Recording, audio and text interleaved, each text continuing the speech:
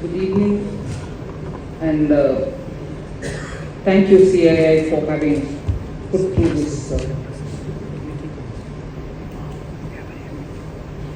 Business Enclave Business Summit.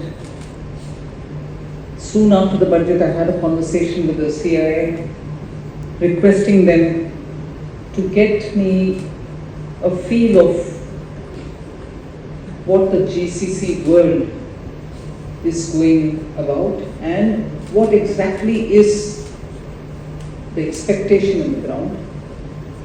And also, since we have, since before the budget, had conversations about GCC in India, policy support for it, and also looking at ways in which we could add more strength to the GCC, and the result was that we found a very good paragraph in the budget itself.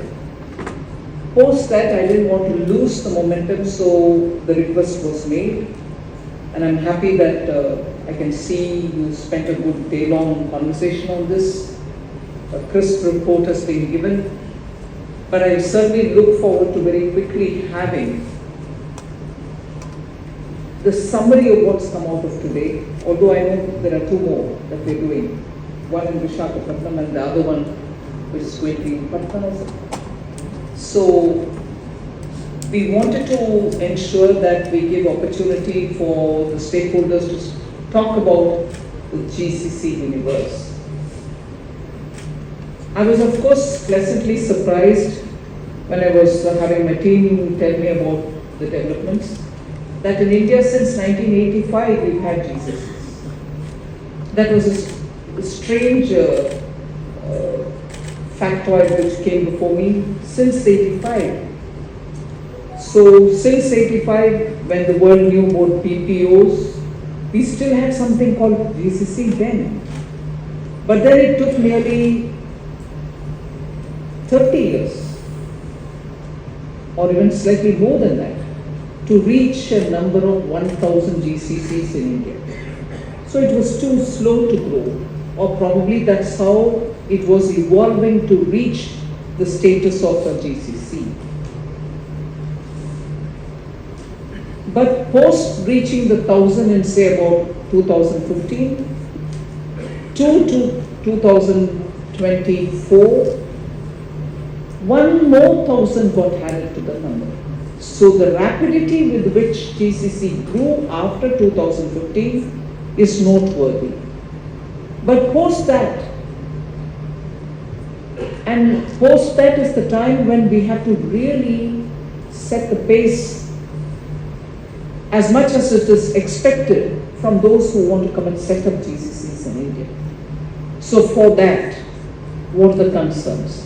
Now, even from this presentation, without looking at what I have before me, what I brought to convey, I can see that what the union government has set forth in the budget, if it has to effectively give us that kind of an advantage in setting up GCCs in India, bringing talent pool together to be able to give the advantage and make sure that the other governance related support is being provided, it has to really come from the union down to the states levels.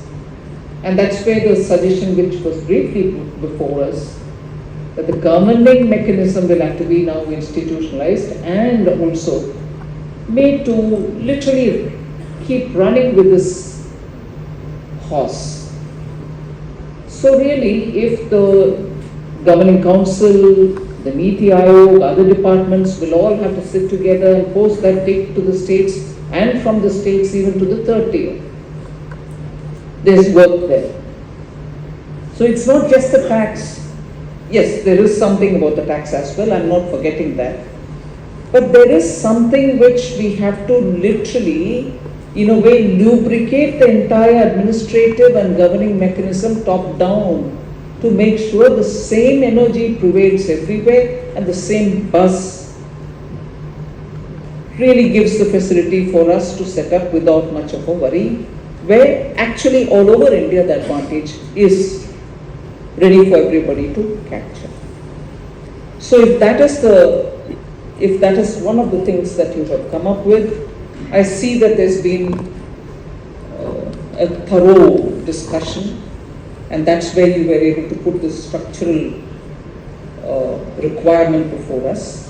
So it's one thing for me to take that on and then see how best I can have the government work together for that purpose. But on the advanced pricing and the ruling, tax-related ruling, I think some work was done in this budget. I don't know if it has come down in the form of rules and regulations which will have to be stated outside. I know at least of 2 cases where without my intervention, very quick decisions were taken, relief was given so that they don't have to come every year seeking a guidance on the advanced price ruling. So those steps have already commenced. And I would think that will be applicable for the GCCs as well. I know of the instances which are not related to GCC, where advanced pricing mechanism and the ruling and everything else could be now on a predictable platform. So I'm sure that applies to GCC by my understanding, but let me check it up and have some relief provided there. I'm told at least on an average, 1 new GCC per week was set up in the year 2024. A similar number is expected this year as well. Now that's not going to be enough for me to quote the number, but what are we doing to make sure that number grows and not comes down? So that is one thing which we need to put before you. I need to say this, but I know the other side of the coin was already mentioned by our friend. Approximately 50% of all Fortune 500 companies have set up their GCCs in India. Was the data I thought I was going to give you, but I've already heard 2/3 are not here. So yes, we'll have to see where the ground is and be more inviting of the rest of them to come here. And they employ together, all the GCCs in India employ nearly 2.16 million professionals. And the CAGR at which it has grown is 11% over the last 5 years. And this number of 2.16 million is expected to go to 2.80 million by 2030. And I guess this is a very conservative number. And what does the GCC sector contribute to India? $68 billion as direct gross value addition. That is around 1.6% of our national GDP.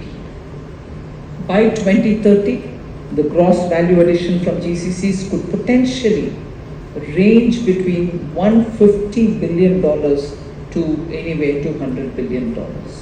So that's the scope we have before us, the potential that we can see, and I'm sure all of you all are well aware of this fact, but that's where you sat together today to see how to realize it. And it's not just product development, it is not services and operation, and it is not just delivery complex work that requires a significant understanding of the business context and the imperatives. The setup rate, and this is again one interesting detail, the setup rate of engineering research and development, the GCCs have grown 1.3 times faster than the overall GCC setup over the last 5 years. There is a slant, but that slant might now change. It might bring in newer areas because you can see that leveraging is going to be even better in those newer areas which have already not happened.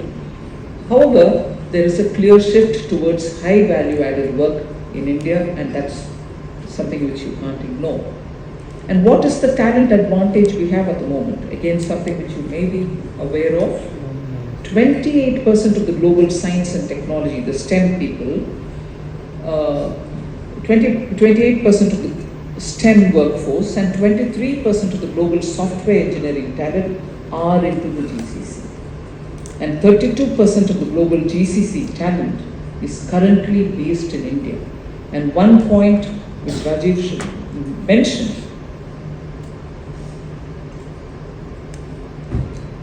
people who are returning to India are staying put because they see high-end opportunities now available here. But before I go to that,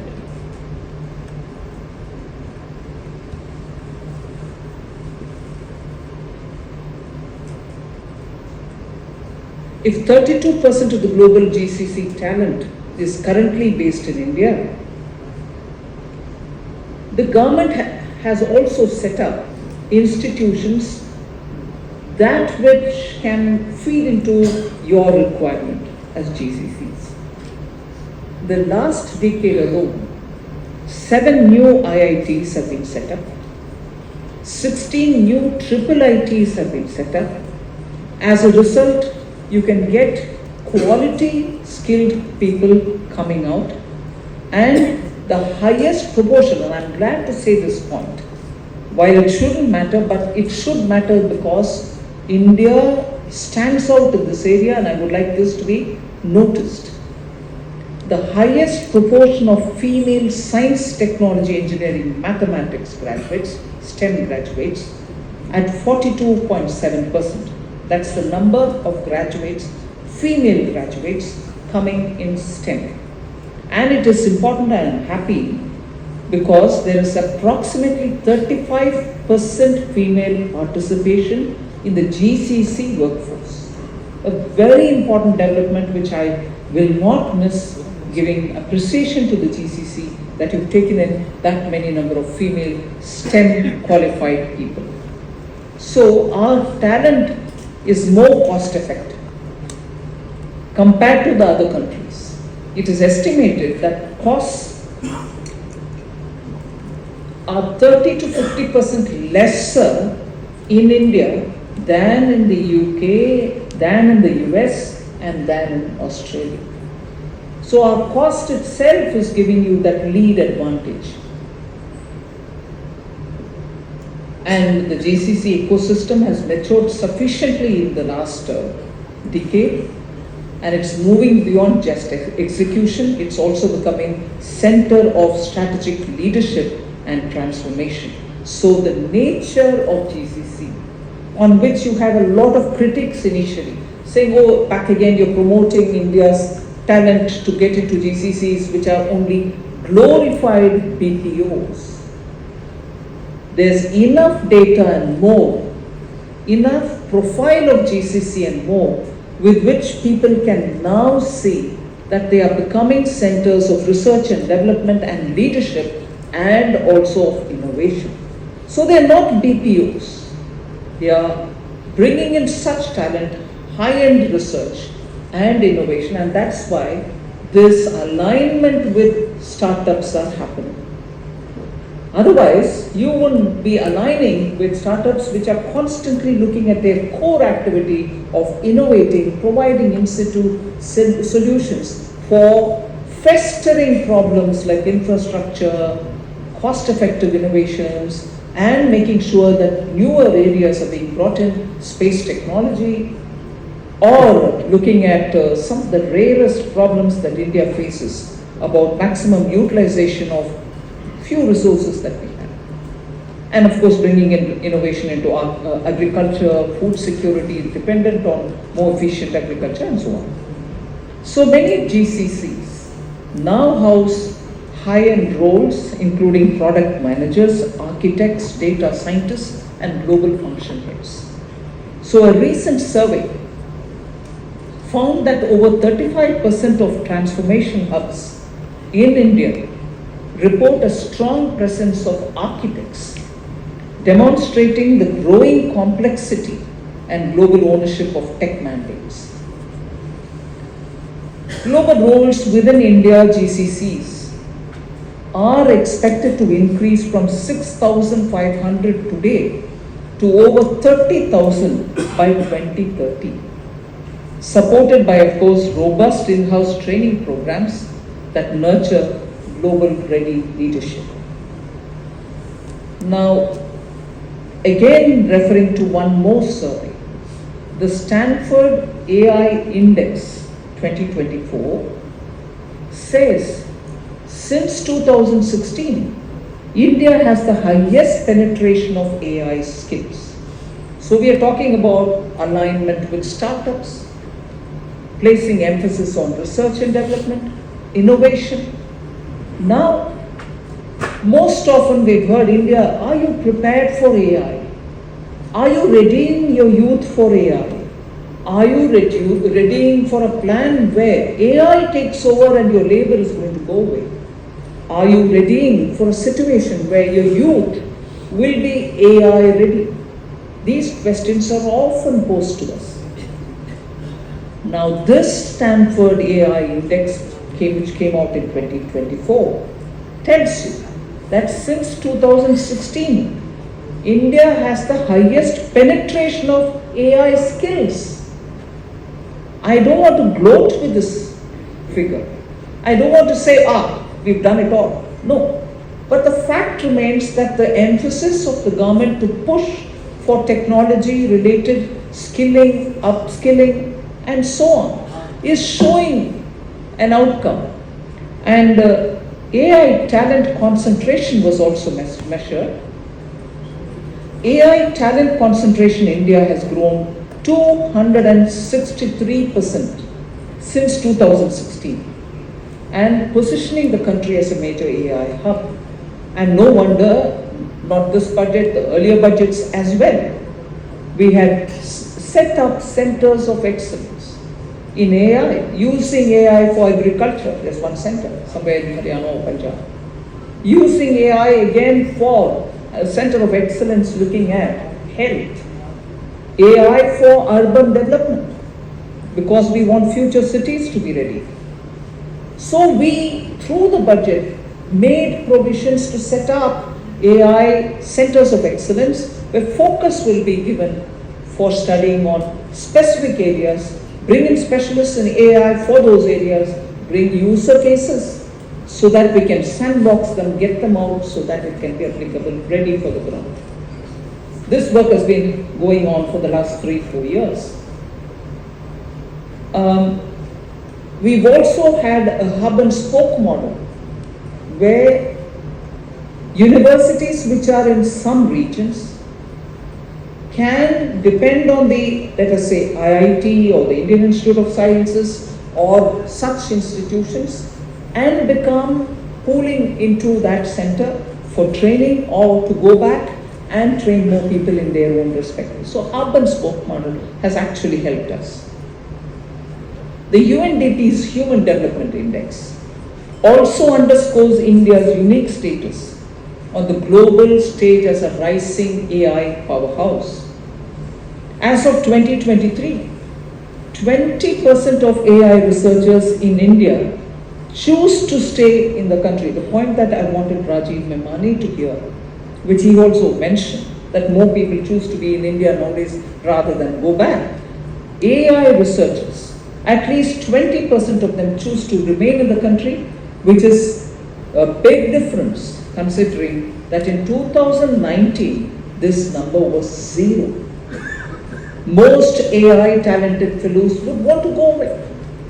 Today, in 2023, that is not even today, 2 years before 2025, as different from 2019, 20% of them want to stay back in India.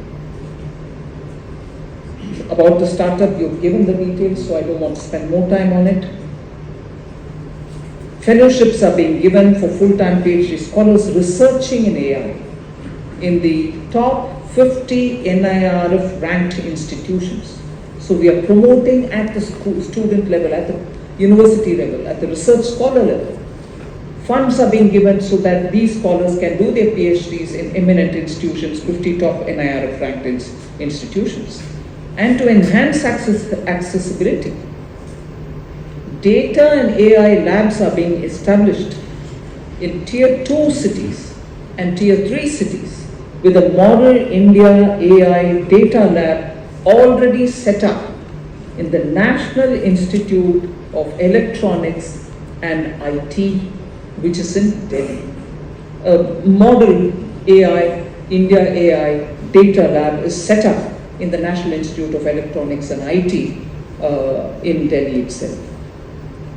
So with most of this information, data that you know, I just want to highlight that the government's skilling efforts, providing funds for research are all going intact. Large-scale skilling initiatives, particularly under the PM Kaushal Vikas Yojana, under which 1.6 crore people have already been trained.